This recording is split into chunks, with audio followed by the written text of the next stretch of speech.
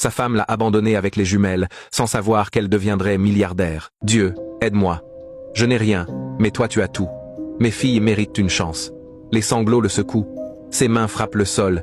Il implore comme un naufragé. Dans leur chambre, Charline et Charlotte, éveillées, entendent tout. Le cœur brisé, elles pleurent en silence. Leur père, ce roc qui n'a jamais fléchi, pleure à cause d'elles. Puis un calme fragile revient. Les jumelles prennent une décision. Elles diffèrent leur admission. Ce n'est pas un renoncement, mais une stratégie.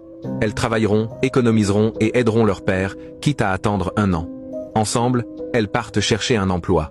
Après une litanie de refus, un restaurant propre et bien tenu leur ouvre enfin ses portes.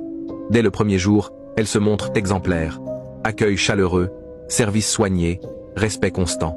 Les clients apprécient, les pourboires tombent. Quelques hommes tentent d'exploiter leur précarité. Elles restent droites, refusent de troquer leur dignité. Le soir, à la maison, elles comptent chaque pièce, consignant chaque billet. Puis elles prient avec leur père.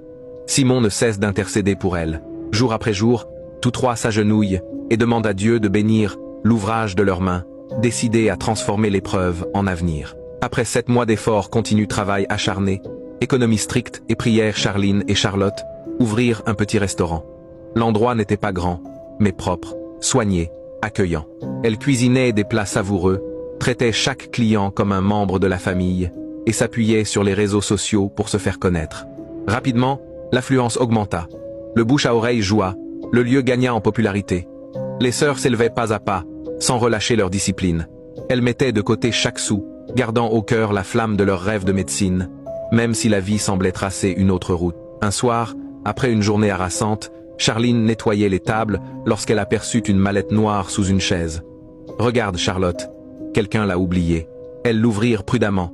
À l'intérieur, des documents importants et une liasse épaisse de dollars. « Le propriétaire doit être très riche, » souffla Charlotte. Elles refermèrent aussitôt la mallette et la rapportèrent à la maison. Simon, informé, approuva sans hésiter. Elles avaient bien fait de la garder en sécurité. Le propriétaire finirait par la réclamer, car un tel sac ne se perd pas impunément.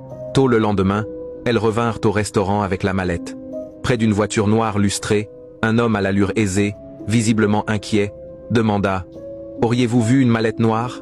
Charline la lui tendit avec précaution. Il la récupéra, soulagé, remercia brièvement, monta dans sa voiture et disparut. Charlotte, mi-amusée, mi-déçue, plaisanta. « Il aurait pu nous laisser au moins un billet. » Elles rirent et reprirent le service, seules aux commandes d'un établissement encore trop modeste pour embaucher, mais porté par un espoir tenace. Vers midi, la même voiture revint. L'homme en descendit, souriant. « Je suis Brian.